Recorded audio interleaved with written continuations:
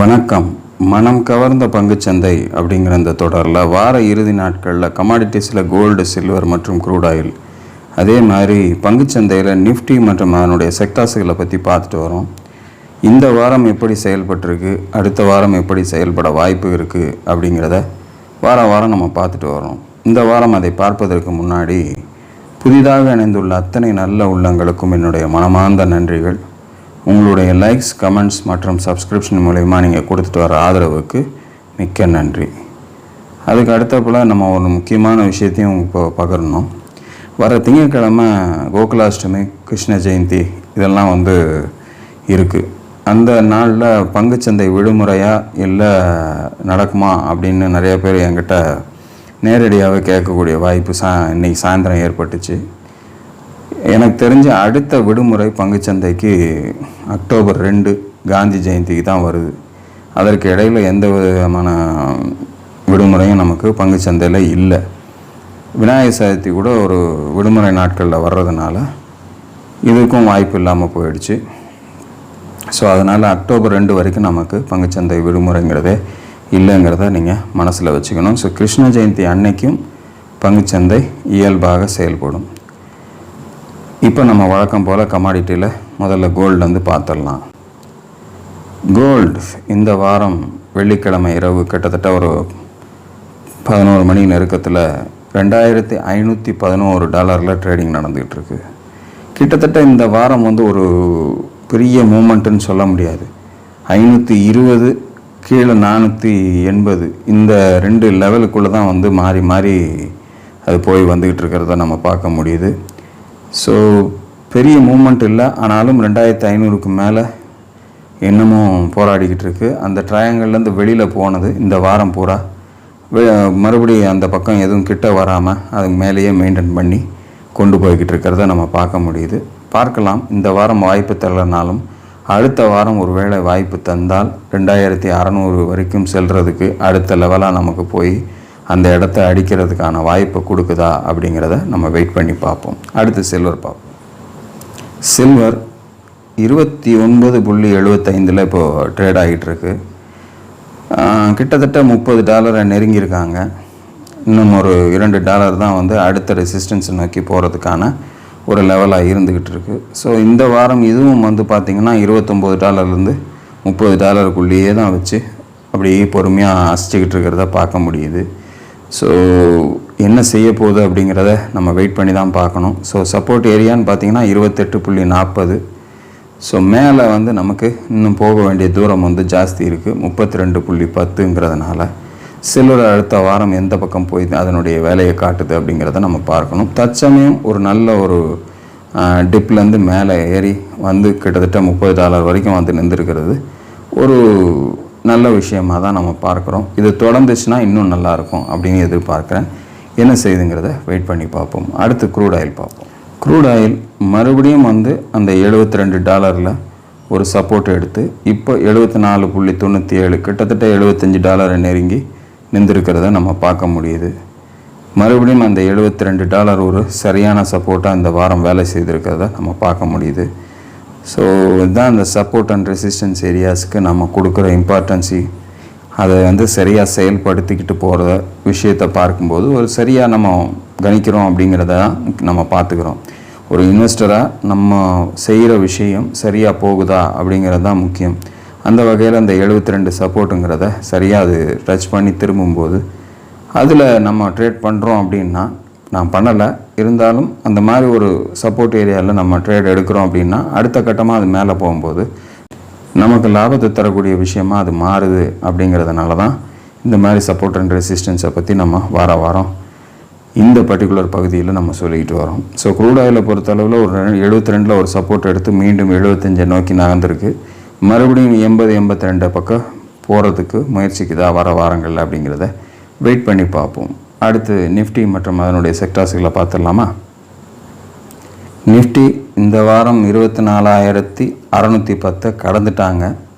கடந்து 24,823 க்ளோசிங் கொடுத்துருக்காங்க. அப்படியே ஒரு பறக்கும் தட்டு மாதிரி எல்லா கேண்டில்ஸும் அப்படியே சைடில் போய்கிட்டு இருக்கு. கொஞ்சம் கொஞ்சமாக தான் அதனுடைய ஏற்றங்கள் இருந்துக்கிட்டு இருக்கு. இருந்தாலும் கூட ஒரு நல்ல மாற்றத்தை நம்ம பார்க்கலாம் அப்படின்னு எதிர்பார்த்துக்கிட்டு இருக்கேன். ஒரு ஃபாஸ்ட் மூமெண்ட் அப்படிங்கிறது 25,000 தாண்டும் போது கிடச்சிடலாம். அப்படி கிடச்சிதுன்னா முதல் லெவலாக 25,395 அப்படிங்கிற லெவலை நோக்கி போகலாம். கீழே சப்போர்ட்டுன்னு பார்த்திங்கன்னா 24,610, அதை தாண்டி ஒரு ஸ்ட்ராங் சப்போர்ட்டாக 24,000 இருக்குது அப்படிங்கிறத மனதில் வைத்துக்குங்க.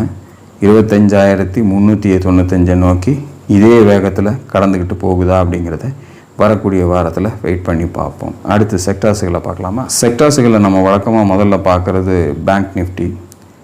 அதுவும் அந்த ட்ரெண்ட் லைனில் ஒரு சப்போர்ட் எடுத்து நிதானமாக கொஞ்சம் கொஞ்சமாக நகர்ந்து போகிறத நம்ம பார்க்க முடியுது. 50,933 அப்படிங்கிற லெவலில் வந்திருக்கு. 51,000 நெருங்கியிருக்காங்க. ஸோ ஒரு கேப் இருந்த இடத்த இப்போ கொஞ்சம் கொஞ்சமாக ஃபில்அப் பண்ணி அந்த நெருக்கத்துக்கு போகுது. ஸோ அதை உடைத்து தள்ளிக்கிட்டு போகும்போது 51,850 முதல் லெவலாக இருக்கும்.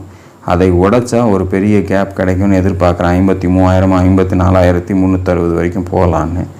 பட் என்ன செய்ய போகுது அப்படிங்கிறத வரக்கூடிய வாரத்தில் வெயிட் பண்ணி பார்க்கணும். அந்த 51,850 கொண்டு போய் முதல்ல டச் பண்ணுறாங்களா அப்படிங்கிறத வெயிட் பண்ணணும். அதுக்கு அடுத்த லெவல் அதுக்கப்புறம் போகிறதுக்கான சான்சஸை கொடுக்குதா அப்படின்னு பார்க்கணும். ஸோ ஒரு சின்ன டவுன் ட்ரெண்டில் திருப்பி அங்கேருந்து கட்டாயி மேலே போகிறதுக்கு சந்தர்ப்பம் எடுக்கிறதுக்கு நிஃப்டி பேங்க் தயாராகுதான்றதை வரக்கூடிய வாரத்தில் வெயிட் பண்ணி பார்க்கலாம். அடுத்த செக்டார் ஃபின் நிஃப்டி 23,232 அப்படிங்கிற லெவலில் இந்த வாரம் க்ளோசிங் முடிஞ்சிருக்கு. அதுலேயும் கொஞ்சம் ஒரு நிதானமான ஏற்றம் தான் முன்ன பின்ன இருந்தாலும் ஒரு பெரிய மாற்றம்ங்கிறது இந்த வாரத்தில் நமக்கு இல்லை அப்படின்னாலும் கொஞ்சம் கொஞ்சமாக அதனுடைய கீழ் லெவல்லேருந்து தன்னை முன்னேற்றி கொண்டு போய் நிறுத்திருக்கிறத நம்ம பார்க்க முடியுது. ஸோ 24,050 நோக்கி அடுத்த வாரம் அதனுடைய பயணம் இருக்கா அப்படிங்கிறத வெயிட் பண்ணி பார்க்கலாம். ஒரு ஸ்ட்ராங் மூமெண்ட் அப்படிங்கிறது கிடச்சிது அப்படின்னா அந்த லெவலை மறுபடியும் டச் பண்ணுறதுக்கு ஒரு சான்ஸ் கொடுக்கும் அப்படின்னு எதிர்பார்க்குறேன். கீழே சப்போர்ட்டுன்னு பார்த்தீங்கன்னா 22,760 தான் முக்கியமான சப்போர்ட்டாக இருக்கும்னு எதிர்பார்க்குறேன். எந்த பக்கம் அதனுடைய பயணம் வரக்கூடிய வாரத்தில் இருக்குன்றதை வெயிட் பண்ணி பார்க்கலாம். அடுத்த செக்டர் நிஃப்டி ஐடி 41,089 அப்படிங்கிற லெவலில் க்ளோசிங் கொடுத்துருக்காங்க. கிட்டத்தட்ட இந்த வாரம் நல்ல ஒரு ஏற்றத்தை கொடுத்து தான் போயிருக்கு. 41,834 வரைக்கும் ஹை போயிருக்காங்க. பட் அங்கேருந்து ஒரு இறக்கம் இந்த பர்டிகுலராக இன்றைக்கி ஒரு க்ளோசிங் பார்த்திங்கன்னா 41,089 லெவலில் இறக்கியிருக்காங்க. 40,750 அப்படிங்கிற அந்த சப்போர்ட்டை நோக்கி திரும்பி நின்றுருக்கிறத நம்ம பார்க்க முடியுது. ஸோ கீழே அந்த சப்போர்ட்டை எடுத்து மறுபடியும் திரும்புதா இல்லை அப்படியே மேலே போகுதா அப்படிங்கிறதையும் நம்ம பார்க்கணும். 42,510 தான் அடுத்த ரெசிஸ்டன்ஸ் லெவல் அப்படிங்கிறது நிஃப்டி ஐடியில் உள்ள ஒரு முக்கியமான ரெசிஸ்டன்ஸ். ஸோ அந்த இடத்த நோக்கி போகிறதுக்கு தன்னை தயார்படுத்திக்குதா அப்படிங்கிறத வரக்கூடிய வாரத்தில் வெயிட் பண்ணி பார்க்கலாம். அடுத்த செக்டர் நிஃப்டி பார்மா ஒரு பாசிட்டிவ் செக்டராக தான் இது இருந்துகிட்ருக்கு. 21,950 போன வாரம் சப்போர்ட் எடுத்ததை பார்க்க முடிஞ்சது. அதே இடத்துலேருந்து மறுபடியும் வேகமாக பறந்து போய் கிட்டத்தட்ட அடுத்த ரெசிஸ்டன்ஸ் லெவலை நெருங்கி போயிருக்கிறாங்க. 22,527 தான் இந்த வாரம் க்ளோசிங் கொடுத்துருக்கு. ஆல்மோஸ்ட் அந்த ரெசிஸ்டன்ஸ் லெவல் நெருங்கி தான் இந்த வாரம் என்னுடைய டாப் போயிருக்கு. ஸோ அடுத்த வாரம் அதை உடைக்க தான் பார்க்கணும். அப்படி உடைச்சிது அப்படின்னா 22,695க்கு மேலே போகக்கூடிய சந்தர்ப்பம் ஏற்பட்டுச்சு அப்படின்னா 23,100 அப்படிங்கிறது தான் அடுத்த ரெசிஸ்டன்ஸ் லெவலாக நிஃப்டி பார்மாவில் இருக்கும். ஸோ வாட்ச் பண்ணுங்கள். உங்களுடைய பொசிஷன்ஸு பார்மா ஸ்டாக்ஸில் இருந்தால் கவனம் செலுத்தி அந்தந்த ரெசிஸ்டன்ஸை கடந்து செல்லும்போது அதுவும் சேர்ந்து மூவ்மெண்ட் எடுக்குதாங்கிறத வாட்ச் பண்ணுங்கள். அடுத்த செக்டர் நிஃப்டி எஃப்எம்சிஜி 63,409 இந்த வாரம் க்ளோசிங் கொடுத்துருக்காங்க. 63,580 தான் நம்மளுடைய ரெசிஸ்டன்ஸ் லெவல். கிட்டத்தட்ட நேற்றும் இன்றைக்கும் அந்த லெவலை தொட்டு க்ளோசிங் போயிருக்கு, நெருக்கத்தில் தான் போயிருக்கு. ஸோ அந்த ரெசிஸ்டன்ஸ் லெவல் வரும்போது அதற்கு முன்னாடி செயல்பட்டதை விட அங்கே வரும்போது அதற்கான ஒரு இம்பார்ட்டன்ஸியை கொடுக்குது பாருங்கள். அந்த லெவலை தாண்ட முடியாமல் ஒரு தடுப்பு வருது பார்த்திங்களா? அதுதான் நம்ம ஒவ்வொரு வாரமும் நம்ம எடுத்து சொல்லிக்கிட்டு வரோம். ஒரு சப்போர்ட் ஏரியாவாக இருந்தால் எப்படி சப்போர்ட் எடுத்து திரும்புதோ அதே மாதிரி அந்த ரெசிஸ்டன்ஸ் ஏரியாவிலையும் நமக்கு ஒரு நிறுத்தம் கொடுத்து ஒன்று அதை தாண்டி மேலே போகணும், இல்லைனா கீழே வரணும். அது வரைக்கும் நம்ம வெயிட் பண்ணி அந்த இடத்துல என்ன செய்யுதுங்கிறத பார்த்து செய்கிறதுக்கு தான் இந்த 2 லெவல்ஸும் நமக்கு யூஸ் ஆகிட்டு இருக்கு. ஸோ 63,580 தாண்டிடுச்சு அடுத்த வாரம் அப்படின்னா அதுக்கப்புறம் ஒரு பெரிய கேப் இருக்குது நமக்கு 66,550 வரைக்கும் போகிறதுக்கு. அப்படியான ஒரு சந்தர்ப்பத்தை FMCG அடுத்த வாரம் தருதா அப்படிங்கிறத வெயிட் பண்ணி பார்ப்போம். கீழே சப்போர்ட்டுன்னு பார்த்தீங்கன்னா 61,825 தான் அப்படிங்கிறது FMCGயில் உள்ள நிலை. வரக்கூடிய வாரம் எப்படி செயல்படுது அப்படிங்கிறத வெயிட் பண்ணி பார்ப்போம். அடுத்த செக்டார் நிஃப்டி ஆட்டோ 25,850 இந்த வாரம் க்ளோசிங், 26,040 தான் அடுத்த ரெசிஸ்டன்ஸு. ஸோ அதை நோக்கி இந்த வாரம் சிறுக சிறுக அது மேலே ஏறி போய் நின்றுருக்கிறத நம்ம பார்க்க முடியுது. அடுத்த வாரம் அதை கட் பண்ணி செல்லும்போது அடுத்து மீண்டும் அதனுடைய முயற்சியை 27,270 நோக்கி பயணிக்கிறதுக்கு தயார்படுத்துதா அப்படிங்கிறத பார்க்கணும்.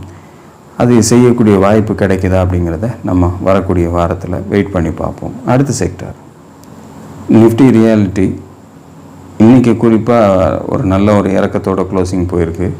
1018 க்ளோஸ் பண்ணியிருக்காங்க. 1040க்கு மேலே இந்த வாரம் க்ளோசிங் கொடுக்கணுன்ற ஒரு முயற்சியில் தான் நேற்று வரைக்கும் இருந்திருக்கு. பட் 1040க்கு மேலே இந்த வாரம் க்ளோசிங் கொடுக்க முடியல. 1018 தான் வந்து க்ளோசிங் கொடுத்துருக்காங்க. ஸோ இறக்கம் கண்டினியூ ஆச்சு அப்படின்னா 965 வரைக்கும் அடுத்து வரலாம். அப்படி இல்லை அப்படின்னா 1040 தாண்டி மறுபடியும் மேலே போகக்கூடிய சந்தர்ப்பம் ஏற்பட்டால் 1120 அடுத்த கட்டமாக போகிறதுக்கான வாய்ப்புகளாக மாறும்.